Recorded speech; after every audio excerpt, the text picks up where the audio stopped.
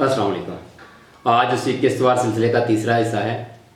तो गुज़श्ता से बवस्ता हम शुरू करते हैं आगे। हाँ, तो मैं किस्सा सुना रहा था रोथशील्ड के मंसूबा का कि मज़लूम तरीन ग्लोबल अक़लियत होने के बावजूद दुनिया पर काठी कैसे डाली जा सकती है। मंसूबा का खुलासा बल्कि इसकी चंद झलकियाँ पेश खिदमत हैं। क्योंकि लोगों की अक्सरियत नेकी की बजाय बदी की तरफ मायल होती है, साथ साथ सोचना भी।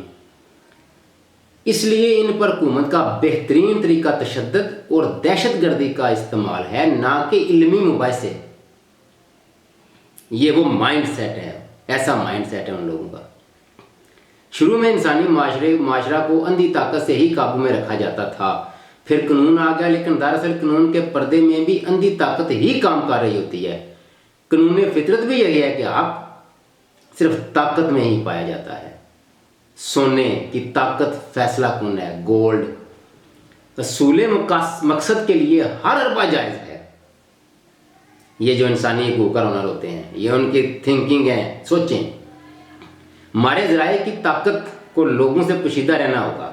वाम पर कंट्रोल के लिए इनकी नफ्सियात मद्देनज़र रखना होगी। वामी ताकत अंधी, बेहिस, गैर मुदल्लल और नारों के रहम करम पर होती है। वही हम जैसे जो कौम होते हैं, खोखले नारे मारना। हमने ही सबसे पहले अवाम के मुंह में आज़ादी, मुसावात और हुकूमत के अल्फाज डाले, जो भी तक ये हम तोते दर आ रहे हैं। फितरत में ये तीनों लफ्ज़ नहीं पाए जाते। अवाम की फितरी व नस्ली किबरियाई के खंडरात पर हमने सरमाया की किबरियाई कायम करनी है। इनकी सोच देखें, जालमाना आकमाना, ये है इनकी सोच। जारी रखते हैं। सन की सर्द बाजारी और माली परेशानियों से हम अपना मकसद हासिल कर सकते हैं। हम बेरोजगारी और भूख पैदा करके पसंदीदा नताइज हासिल कर सकते हैं। अब समझ आया IMF, वर्ल्ड बैंक, कर्जे और मुल्क को गरीब रखने की क्या वजह है। मैं इसलिए कहा कि दुनिया की साजिश के पीछे समझ लीजिए ये 3-4 कॉलम बहुत ज़रूरी हैं। इसीलिए इनको रिकॉर्ड कर रहा हूँ, क्योंकि पढ़ने में तो हम दिलचस्पी नहीं रखते, कम सुन ही लें। हम बेरोजगारी और भूख पैदा करके पसंदीदा नताइज हासिल कर सकते हैं। मुनज़्ज़म धोखाबाजी से जाहिल अवाम को बड़े बड़े अल्फाज और नारों से बेवकूफ़ बनाकर अपनी मर्जी से इस्तेमाल किया जा सकता है। इनकलाबी जंग के लिए गली कोचों में लड़ने और दहशत की गुमरानी पैदा करना ज़रूरी है, क्योंकि लोगों को मकूम बनाने का ये सबसे सस्ता तरीका है। आलमी हुकूमत हमारा नस्बुलैन है, जिसके लिए हर जगह बड़ी इजारादारियाँ और दौलत के ज़खायर का क़याम ज़रूरी है। असला इस ख्याल से इस मिकदार में बनाया जाए कि जाहिल अवाम आपस में लड़कर एक दूसरे को तबाह कर दें। निज़ाम नो आलमी हुकूमत के अरकान को आमर मुकर्रर करेगा और इन्हें साइंसदानों, माहिरीन इक़्तिसादियात व मालियात, सनतकारों और दौलतमंदों में से चुनेगा। कौमी और बैनुल अक़वामी क़वानीन को बदला नहीं जाएगा, बल्कि इसी हालत में इस तरह इस्तेमाल किया जाएगा कि तफ़हीम में तज़ाद पैदा हो और कानून सिरे से ही गायब हो जाए। ऐसे बेरहम लोगों के हाथों में दुनिया की वो लगाम है, बागडोर है। उम्मीद है रोथशील्ड सोच का कुछ ना कुछ अंदाज़ा हो गया होगा। 1215 में रोमन कैथोलिक काउंसिल की मीटिंग हुई, जिसमें सबसे अहम मौजू यूरोप के तमाम मुल्कों पर यहूदी यलगार था। मीटिंग में चर्च के सरबराहों ने फैसला किया कि सूद का खात्मा कर दिया जाए और यहूदी कर्जखाओं के तजारत में बेसूद तरीकों को, जिससे वो अवाम का इस्तेसाल करते हैं, रोक कर बदनवानी और बदअखलाकी को चलने ना दिया जाए। यहूदियों को इनके महलों तक महदूद किया जाए और ईसाइयों को मुलाजिम रखने से रोक दिया जाए, क्योंकि यहूदी जायंट स्टॉक कंपनी के असूल पर काम करते थे और ईसाइयों को फ्रंट पर रखते थे। और जब कोई वारदात होती तो इल्ज़ाम ईसाइयों पर आता और सजा भी वहीं भुगतते। ईसाई औरतों को मुलाजिम रखने पर भी पाबंदी लगाएगी, क्योंकि इनका भी बेरहमाना इस्तेमाल किया जाता।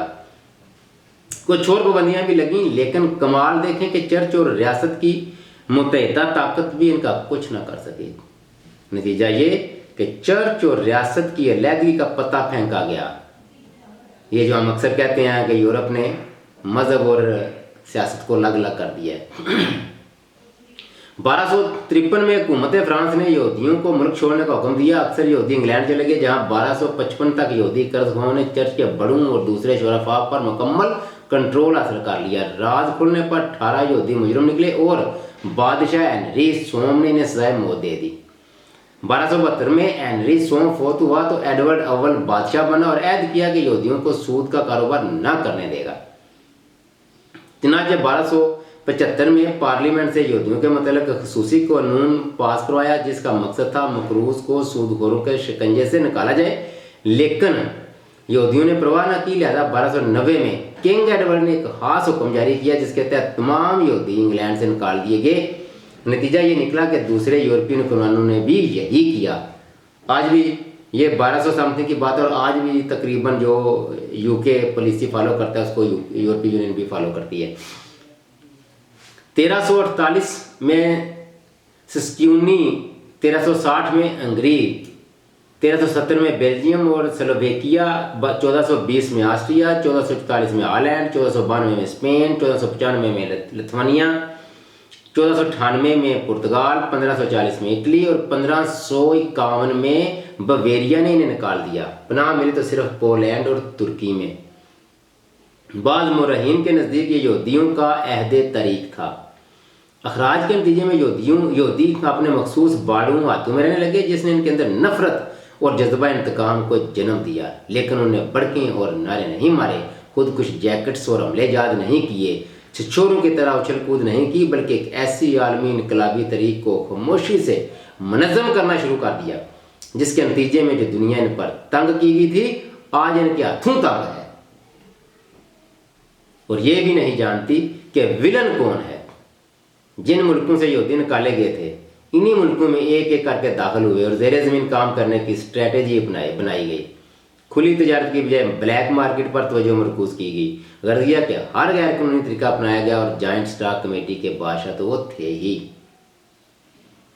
1600 ईस्वी में वो इंग्लिस्तान आए और बादशाह, हुकूमत, ताजर, जीर, चर्च और रियासत को लड़ाना शुरू कर दिया।